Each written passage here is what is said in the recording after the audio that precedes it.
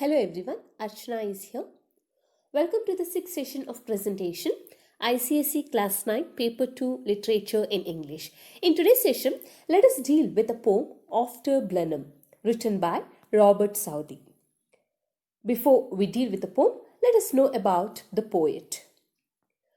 Robert Southey was an English poet of the Romantic school, one of the so-called Lake poets and poet laureate for 30 years from 1813 until his death in 1843.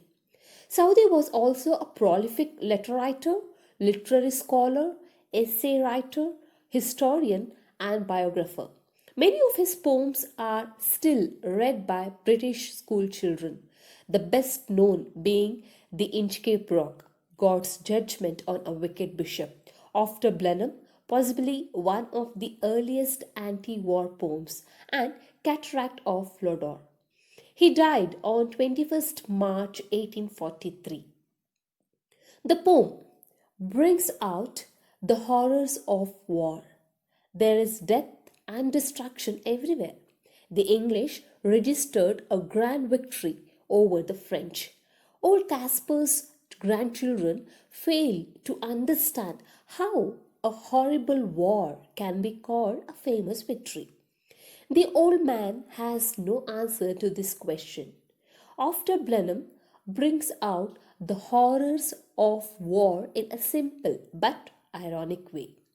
The Battle of Blenheim was fought in 1704 in the village between the English and the Austrians on the one side and the French on the other side. The battle resulted in a grand victory of the English under the Duke of Marlborough. In this battle, thousands of men were killed. Women became widows and children became orphans. The battle called war caused much ruin and destruction. In the poem, written mostly in a dialogue form, the grandfather, Old Caspar, calls the Battle of Blenheim as a great victory. He praises the heroism of English soldiers. His grandchildren, Wilhelmine and Peterkin, who have discovered a human skull, fail to understand how a destructive war can be called a famous victory. The innocent, searching questions of the children puzzle the old man and evoke pity for the victims and hatred for the war. In a simple way, the poem After Blenheim is an anti-war poem by Robert Southey.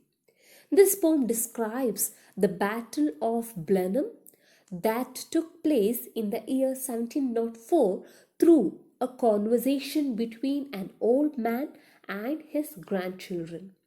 This poem depicts a common man's ignorance about the causalities of war and the pointless grandeur of it. Come, let's know more about the poem.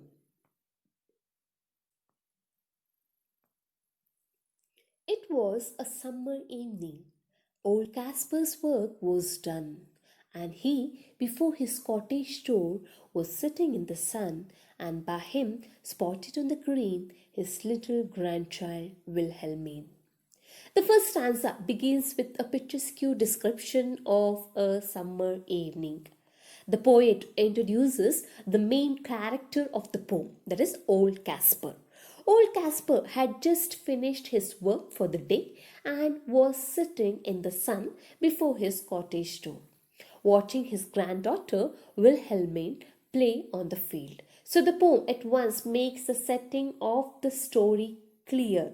It was a summer evening, so the old man, that is Caspar, having finished his day's work, was sitting before his cottage door. His little granddaughter Wilhelmine was playing near him on the green grass. So the situation described here is commonplace and familiar. Nothing is spectacular. Second stanza. She saw her brother Peterkin roll something large and round, which he, beside the rivulet, in playing there had found. He came to ask what he had found that was so large and smooth and round. While playing, Wilhelmine saw her brother Peter Ken rolling something that is large, smooth, and round, which he had found beside the stream. He was curious to know what that thing was and thus turned to his grandfather for information.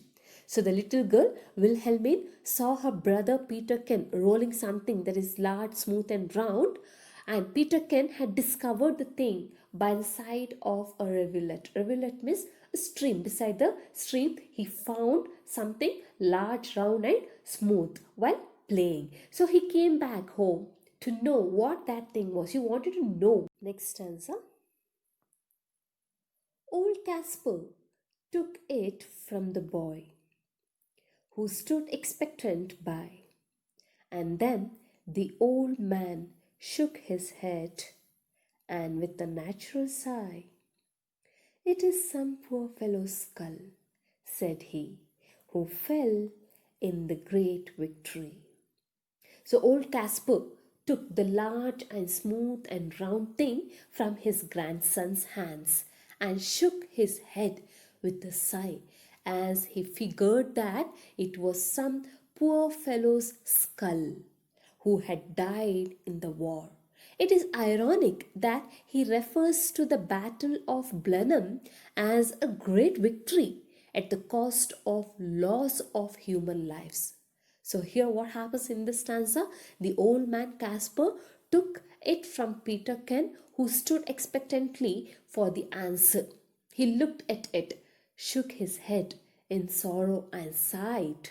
He said that it was somebody's skull. The person must have died in the battle fought at Blenheim. He called the battle a grand victory. Being a Bavarian who sided with the English, he was proud of the victory won by the English. Next stanza. I find them in the garden, for there is many here about, and often when I go to plough, the ploughshare turns them out for many thousand men, said he, were slain in that great victory.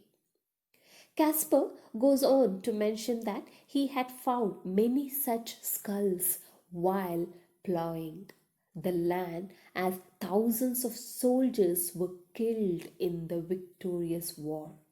The dead bodies of these soldiers lie in the fields unnoticed. However, Caspar's use of the term great victory expresses his pride that the sacrifice of the soldiers who played a vital role in the war. The old man added that he found a number of skulls in the garden because there were many skulls scattered there around. When he went to plough in his field, many skulls were dug out of the earth. It was so because thousands of men were killed in the Battle of Blenheim. He again referred to the battle as a great victory, as it was something natural and to be proud of. Next stanza. Now, tell us what it was all about. Young Peter Ken, he cries, and little Wilhelmine looks up with wonder-waiting eyes. Now tell us all about the war and what they fought each other for. The children were excited to know more about the war. They were curious to know about the purpose of the war. They had associated a sense of thrill, adventure, and excitement with the idea of war and sacrifice. Little Wilhelmine looked up to her grandfather in anticipation with wonder waiting eyes. In this stanza, the poet attempts to distinguish the kind of curiosity and enthusiasm associated with the child.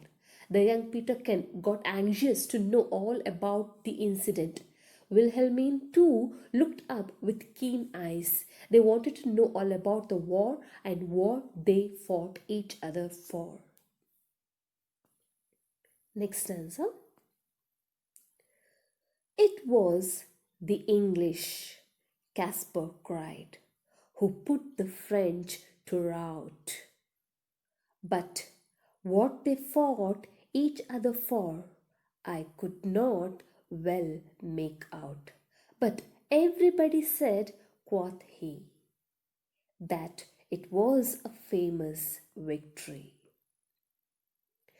The Battle of Blenheim was one of the major battles of the War of Spanish Succession, in which the English successfully defeated the Franco-Bavarian army. Caspar takes pride in the great victory, but he is unable to tell his grandchildren the reason behind the war. He did not even try to find the purpose behind it.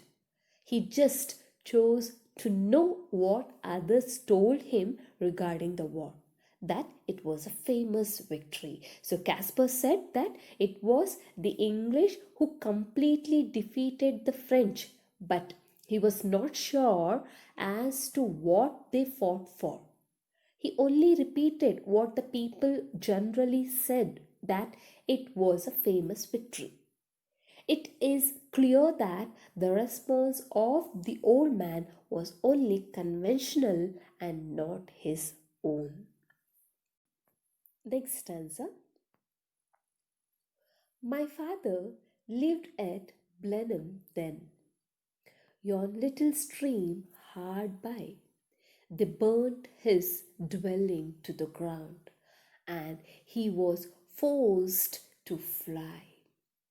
So with his wife and child he fled, nor had he where to rest his head. So in this stanza, we observe Caspar recollecting the memories of his past. He tells the children that his father used to live at Blenheim. The French soldiers burnt homes of several innocent people, among which was his father's. This destruction forced the people to leave the village and search for a safer place. Caspar's father thus fled with his wife and young Caspar in search for shelter, but he was unable to find a home because of the dreadful war. This rendered their family homeless. So the old man, Caspar, continued to speak about the war. Pointing to the nearby stream, he said that his father used to live there at Blenheim. His house was burnt down and he was forced to run away with his wife and child. He had no place to take shelter. So, students, let us stop here for this session. Remaining 4 stanzas along with themes about the title and literary devices used in the poem, let us learn in the coming session. Thank you, students.